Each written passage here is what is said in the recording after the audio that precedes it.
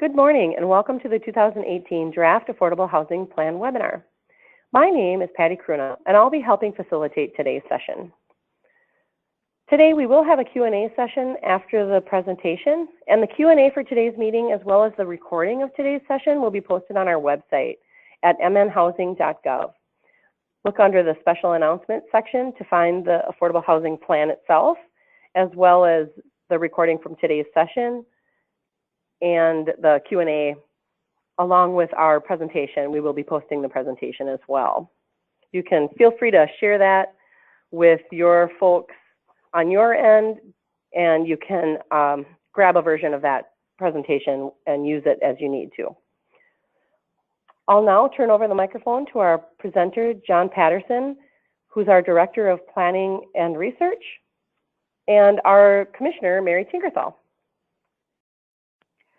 Good morning, everyone. My name is Mary Tinkerthal, and I'm the Commissioner at Minnesota Housing. And I want to thank so many of you for joining us for this webinar for an overview of our annual Affordable Housing Plan.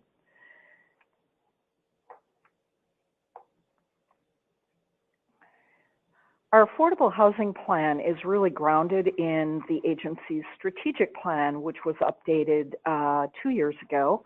And at that time, we adopted a new vision, which is that all Minnesotans will live in a safe, stable home they can afford in a community of their choice. Also within the strategic plan is our mission. Housing is the foundation for success, so we collaborate with individuals, communities, and partners to create, preserve, and finance affordable housing. And what we mean by that is that many of you on the line may be involved in our homeownership programs. Realtors and lenders are the ones that interact with first-time home buyers that want to make use of our programs. Communities we interact with often by phone and also through our community dialogues. And individuals are the people served by the programs directly. So whether that's first-time home buyers or individuals that are renting projects or receiving some sort of rental assistance through our programs. We also have partners, many of you are on the line today, who are developers and owners of multifamily rental affordable housing. So we thank all of you for the important role that you play in our ability to address the housing needs of Minnesotans. I do want to say that the Affordable Housing Plan is probably our broadest document that we bring out to the public every year. It really does cover the full spectrum of programs that we bring out to the Minnesota marketplace on an annual basis. So wide variety of needs, wide variety of programs that you'll hear about from John Patterson. Within our strategic plan, we have several strategic priorities. First is to work at reducing Minnesota's racial and ethnic homeownership disparity.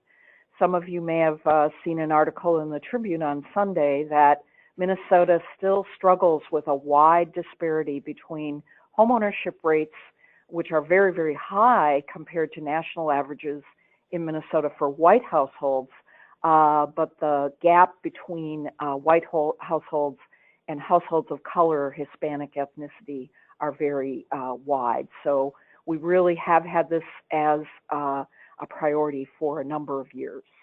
Secondly is to prevent and end homelessness. And here we are making some progress in that since we adopted the plan to prevent and end homelessness in 2014, we have seen an 8.5% drop in homelessness and a specific larger drop in homelessness among veterans.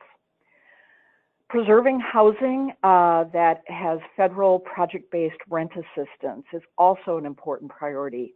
This is housing that was often built back in the 70s and 80s and has the actual federal rent subsidies attached to the property.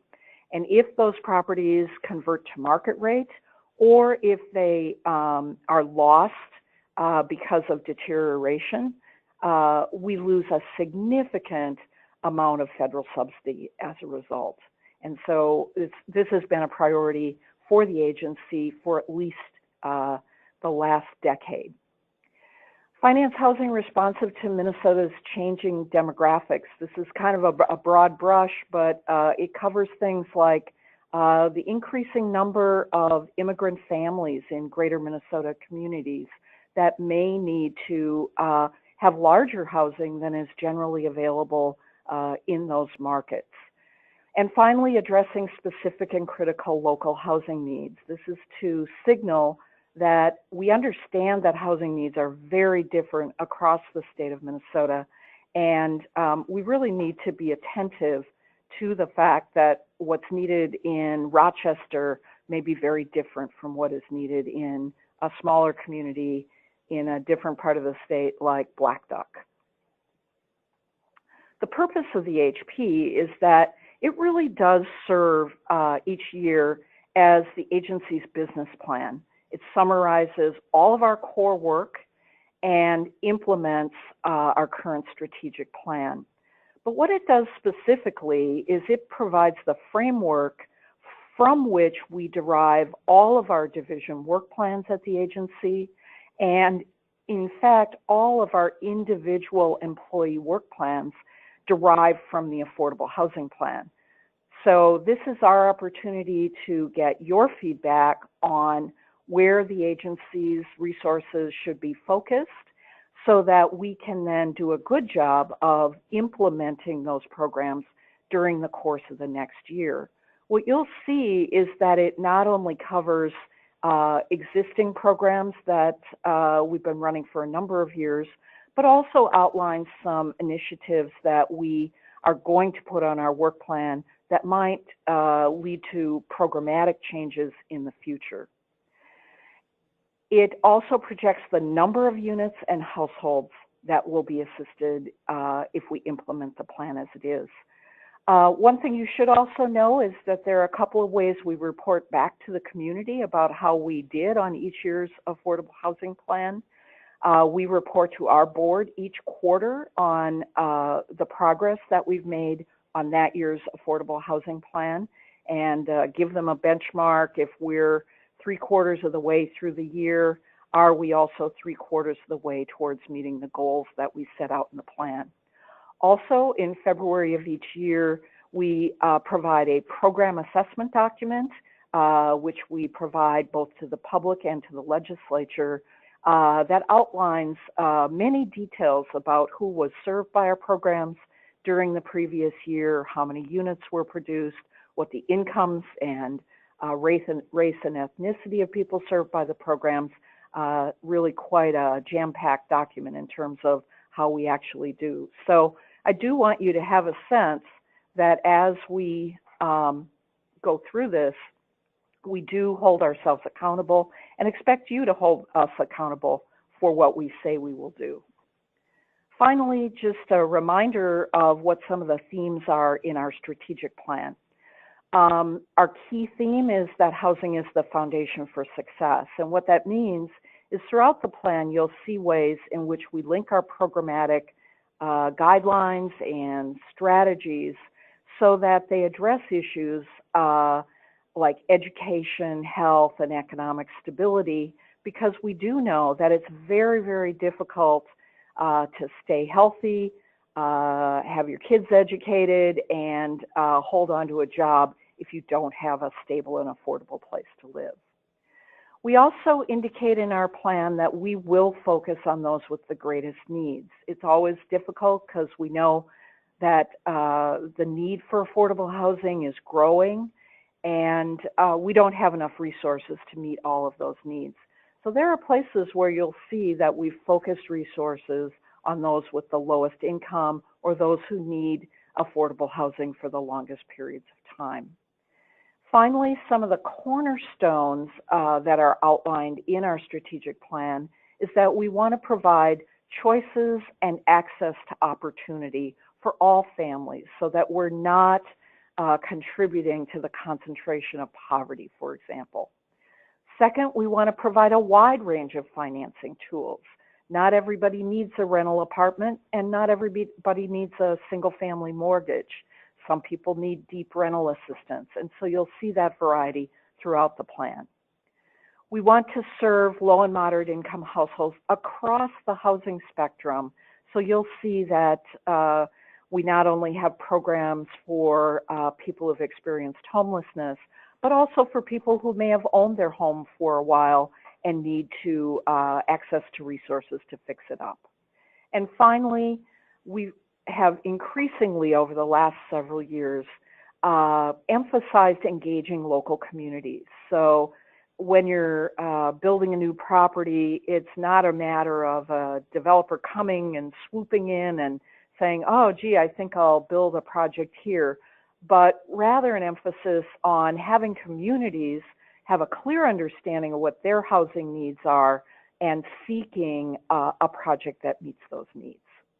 With that, I'm going to turn it over to John Patterson, our Director of Planning and Research and Development, for the rest of the webinar. I do want to emphasize, for those of you who may have to leave the webinar early, that we are at the very beginning of a public comment period for the Affordable Housing Plan. And we urge you, if you have comments, to submit those. And the deadline for those comments will be September 5th. We'll go over that detail at the end, and it will be included in the slides. But in case there are some of you who need to leave early, I wanted to make sure to invite you to submit any comments that you might have for us and our board to consider. So if you'll give me just a minute, we'll bring John to the telephone.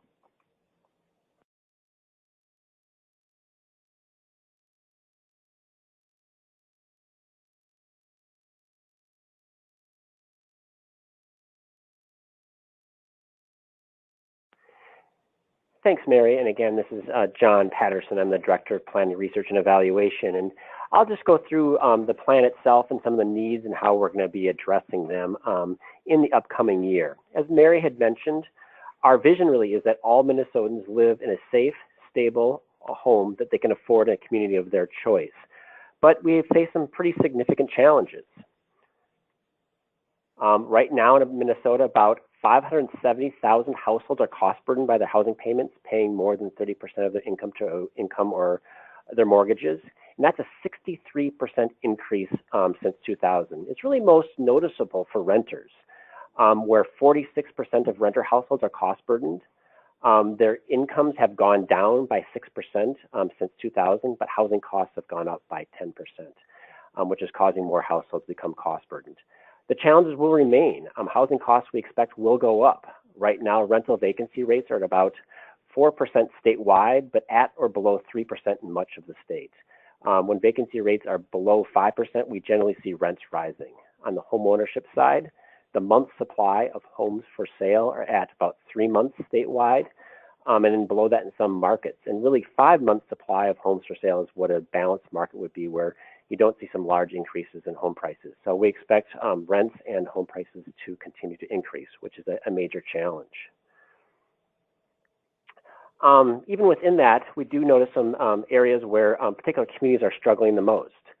And in this slide, which Mary mentioned earlier, is our homeownership disparity. You can see that white households have a 76% homeownership rate, but as a group, households of color, the bottom bar, just under 40% of households are homeowners, and particularly for the African American community, where we see the largest disparity. And this is one of the issues we really want to address in the upcoming year.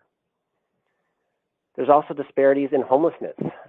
This chart shows the percentage of the population broken out by race and also the homeless population. An example would be if you look at African Americans. African Americans make up just 6% of the overall population, but they make up 40% of the homeless population. Again, American Indians also show a large disparity. And these are other issues that we want to address. One of the issues, too, challenges that people face is evictions. This is some recent data from the Federal Reserve Bank, and it shows the percentage of people who moved in the last year who faced an eviction or were evicted or faced the threat of an eviction. So overall, almost 9% of all recent movers were evicted or faced the threat of an eviction. Hispanic households nationally had the highest rate. and African Americans that were right behind that. And this is really a challenge because an eviction is very disruptive, but also goes on your rental history and can make it very difficult to find an apartment afterwards. And the challenges of finding affordable housing are quite significant. Even for households with a housing choice voucher in the metro area, most households a lot of households are having challenging to find housing with their rental house, with their voucher. Right now, only about 61% of voucher holders are able to find a house with their home with their voucher, and I should say 61% are finding housing and 40% are unsuccessful. Another issue is, as Mary talked about, large households struggling to find housing. Right now in Minnesota, about a third of households are either cost burdened by their housing or in overcrowded housing. Large households, it's up to 54%. And then finally, immigrant households, 72% of households are in conditions that are overcrowded or cost burdened. Each of these are very large issues to overcome. Now, looking at our approach, as this plan will outline, we are providing over $1.1 billion of assistance this upcoming year, which is great. But as we've talked about, there's large and evolving needs, and some households are facing systemic or institutional barriers that are really shutting them out of housing. And our approach is to overcome those barriers. And it's important not about just what we do, but how we do it. We need to be flexible and responsive. We need to develop effective partnerships, remove barriers and provide equitable access to programs and opportunity. We need to solve problems through innovation and creativity. And finally, leverage our strong financial and operational capacity. I'm going to go through each of these focus areas and talk about what we plan to do in the upcoming year. And these are just some examples. There's many other things that we are going to be doing. Being flexible and responsive. We need to operate effectively in a rapidly changing environment. Example would be we're going to implement revised multifamily underwriting standards and program guidelines. Specifically for our multifamily first mortgages, we want to offer products with lower interest rates, longer terms, and higher loan-to-value ratios, really to meet the needs of our developer partners to be able to provide the most affordable access to capital as possible. Also, we know that some of the needs are outside of our RFP cycle. So we're going to offer first mortgages and some deferred loans on a pipeline basis to meet those needs. We want to address the loss of naturally occurring affordable housing. The issue here is we have some older dated properties that have affordable without any subsidies. Developers and owners are buying these, doing some rehab, increasing the rents, and they're no longer affordable. This is an issue we want to address going forward. We want to adjust strategies for preserving and improving manufactured homes. Failing infrastructure and the demand for land is causing a lot of these parks to close. We need to address that issue. We want to address workforce housing. In many communities, particularly in greater Minnesota, you have a strong economic growth going on and limited new construction, so there's a lack of affordable housing for the expanding workforce. And finally, we want to evaluate and refine our home improvement programs. Our home improvement loan programs are a great tool. There's some niches that we serve very well. People who need an unsecured loan or people who need a loan with a higher loan-to-value ratio, we want to make sure that we're providing this product effectively across the entire state. We want to develop effective partnerships. As Mary mentioned, we're really only as good as our partnerships. We do the financing and we really expect our partners to deliver those products and services. One thing we want to make sure we do is work with underrepresented populations, community groups across the state who may not have traditional access to our programs and access to input in our process. We want to make sure that we reach out to them and fully take them into our partnership network. We want to strengthen our rural delivery network. In a lot of greater Minnesota communities and rural areas, small nonprofits are running not only our programs, but multiple programs. An example would be a community action agency would implement or carry out several of our programs, but they may be running Head Start or a food shelf on top of that, and make sure they have enough resources to run their programs effectively. We're going to launch Homework Starts with Home. This is an initiative that we're doing with the Minnesota Department of Education and the Office to Prevent and Homelessness. We're going to work with local partners to address student homelessness. We want to build stronger connections with the Department of Human Services regarding serving seniors and older Minnesotans. The growing population of seniors is going to be tremendous. We want to make sure that we look at both the housing and the services side together to effectively serve seniors.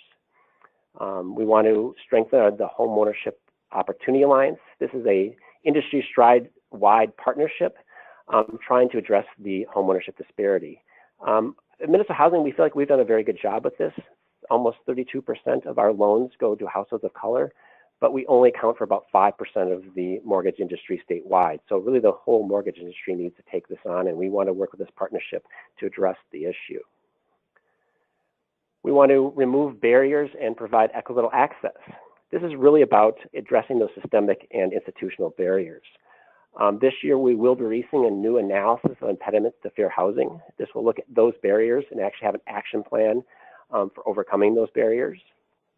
While we have done a very good job statewide with our homeownership programs, we do notice in certain communities there are gaps in both our homebuyer education and our lending programs. So we want to partner with local communities and specifically address gaps in their communities.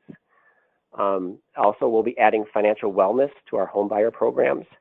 This is often focused on homebuyer education and counseling, but we want to be a little more proactive and have services that look at budgeting, creating a savings plan, improving your credit scores to get you ready for homeownership and not just right at the time you want to become a homeowner. We want to solve problems through creativity and innovation. New and evolving issues require new solutions. A great way we've done this is with our capacity building grants. Just in the last year or two, we've done some great work. We want to continue that. And examples would be we've had some organizations that are working to produce low-cost, high-quality, single-family homes with little or no subsidies. Another issue is a couple organizations are really working the eviction issues and working at making sure that those organizations have the resources they need to address this growing problem. Also on energy conservation, we have a energy conservation or energy fellow here at Minnesota Housing who's doing some great work.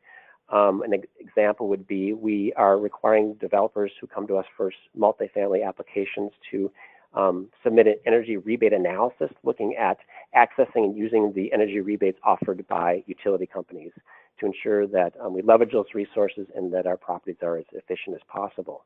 We also have a pilot where we've identified 30 relatively inefficient properties in our portfolio. We're going to give them access to an energy benchmarking tool that looks at water and energy usage.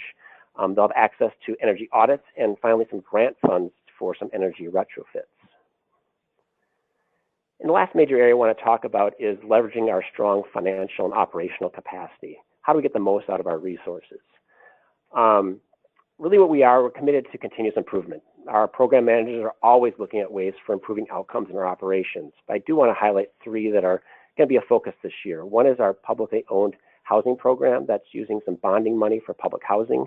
And we really want to look at and streamline the application process to make it easier for the HRAs who are going to be applying for funds and our staff. The rental rehab deferred loan program is a program that in greater Minnesota for smaller properties, how they've accessed them to deferred loans. It's a program that meets a great need. We want to make sure we're meeting that need as efficiently and effectively as possible. And I've already mentioned the home improvement loan program. I'm trying to target that to make sure we're meeting the needs across the state. Also this year, we are going to be pursuing our largest request for general obligation housing infrastructure bonds in the 2018 legislature. We've had tremendous success, and it's outlined in the plan, in using those resources effectively. And this year, we're actually going to be requesting $100 million of housing infrastructure bonds resources and $30 million for general obligation bonds. That sort of covered the how we're going to carry out to work. And here's sort of the what and the resources that we're going to make available. And I'm going to keep it at a pretty high level because there's a lot of programs we have, and we have a lot of ways of reaching out to various partners and stakeholders. I do want to take a step back before I jump into this to sort of outline the AHP itself. This chapter 1 covers those needs I've already done. I've talked about chapter 2, talks about our approach.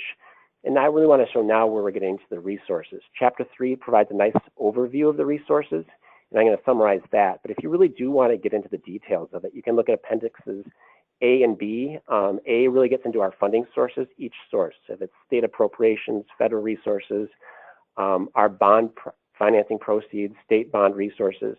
And finally, Appendix B talks about each of our programs and the resources they have available. So if you want to get into the details, you can also go into those pieces. Just look at our budget at the highest level. This breaks down our budget, what we did in 2017, our original plan, and what we're proposing now, and in some broad categories. I do have some color coding on the side, those stars. That's some areas that had some pretty big changes or have some significant changes. And on the next slide, I'm going to jump into the details, and I have color-coded which category it falls into. I'm just going to give a high-level overview here. The first line is our home buyer financing and refinancing. These are our first mortgages, our down payment and closing cost assistance programs for first-time home buyers. We have home buyer and owner education and counseling. That's people who are getting ready for homeownership or people facing foreclosure. They can get some assistance to prepare for that. Home improvement lending is our home improvement loans. Rental production is our first mortgage financing, low-income housing tax credits, and deferred financing for developers to build and rehabilitate affordable housing. We have rent assistance contract administration. Those are the Section 8 properties around the state that we administer the contracts for HUD. And then the housing stability for vulnerable populations. That's rent assistance that the state or agency finances and some operating subsidies. And we have portfolio management, which is our basically resources to maintain the quality of the properties in our portfolio right now, more on a shorter term or emergency basis than through an RFP. Then there's some multiple use resources, some other categories. If you look at this overall, we have a $46 million increase from going just under $1.1 billion to over $1 billion. And the big increases are in that blue star, the home buyer financing. We're going to increase our production of mortgages, we think. And then also in the green star, where we have multiple use resources, and that's the general obligation HIB funds that we are going to get this year, even before that big ask I told you about before. But I want to get into the details here. This, again, is down to the program level of the details. So we are increasing our mortgages from $600 million to $630 million. We have been able to do a very good job this year of increasing that. And this is really exciting because right now, home prices are going up. There's a very low stock in the affordable range, but we have in that environment still been able to maintain very high volumes of home ownership. It's been a concern of us that it might be dropping with the limited supply, but we still have been able to effectively serve that very tight market. On the homeownership, on the rental side, I should say, multifamily first mortgages, we're actually going to have a $10 million decrease. In previous years, we've not been able to commit all the funds we've budgeted, and this year we're essentially right-sizing our first mortgage expectations. And if we actually do commit that full $70 million in 2018, that would actually be an increase from actual commitments than we have the last couple of years. So essentially that one was right-sizing the budget to what our expectations are.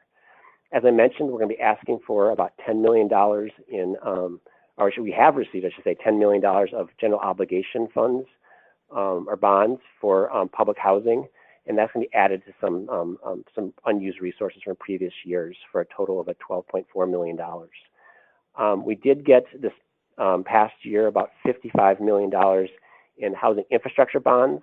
We did use that about 13 or a little over 13 million of that already for a project that had some fast track financing.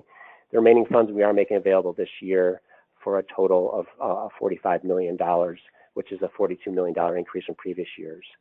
The last two are just some one-time investments that we made last year around some foreclosure remediation, land banking type opportunities, and an investment that we had planned to put $10 million into a naturally occurring affordable housing project or effort through the Greater Minnesota Housing Fund. And we actually made a $5 million commitment for that. But those are one-time investments that we aren't anticipating making this year. But I do want to emphasize when it comes to naturally occurring affordable housing, it's an issue we continue to look at and really trying to work with partnerships to address. So going forward, there may be some change in that area as we find some good investment opportunities. Sort of closing out the presentation part here, I just want to talk about the number of households we're serving. We're expecting to serve over 68,000 households. As you can see from this chart, Just under half of that is in the rent assistance contract administration. That's the Section 8 properties that we administer contracts on behalf of HUD. Other large categories is the home buyer education and counseling. There's about 16,000 households there. A big chunk of that is a new product that the Homeownership Center offers through online counseling through a product called Framework, which has grown a lot in recent years, and that's part of the reason those numbers are high. And then lastly, under the Housing Stability for Vulnerable Populations, the biggest program there is the Family Homeless Prevention Assistance Program, and about 7,000 households get served there. So those are the biggest programs we have. We do a lot in the home buyer area. We're talking about serving just under 4,000 households in that area. We're talking about rehabilitating or developing new units of about 4,000 across the state. And again, that's serving about 68,000 households or housing units in the upcoming year. If you have questions, my contact information is up on the screen right now, and this will be posted on the web probably tomorrow, and you can get my contact information if you don't have time to jot it down right now. We will open this up to some comments and questions, but I do want to talk about the comment process, which Mary alluded to earlier. The public comment period will remain open through Tuesday, September 5th at 4:30. You can email your comments to mnhousing@states.mn.us. If you haven't already accessed the plan, you can go to www.mnhousing.gov, and actually in the left side, there's a little box that says special announcement. There's a link to this AHP. You can access it there. And actually, if you follow that same link process, that is where the webinar will also be posted for recording. So if you just go to www.mnhousing.gov, special announcements, you should be able to access all of that. The other thing that I want to reinforce is that we do welcome your comments. The public comment period ends on Tuesday, September 5th at 4:30. We will be assembling all the comments, and we are planning to have a meeting of our board's program committee within a few days after that. And then we will recommend to the board any changes we think are warranted based on all of your comments. Please know that we do share all of your comments verbatim with our board of directors, and we address whether we think it maybe is already addressed in the plan or whether we should make some additions to that. Thank you very much, and we look forward to hearing your comments.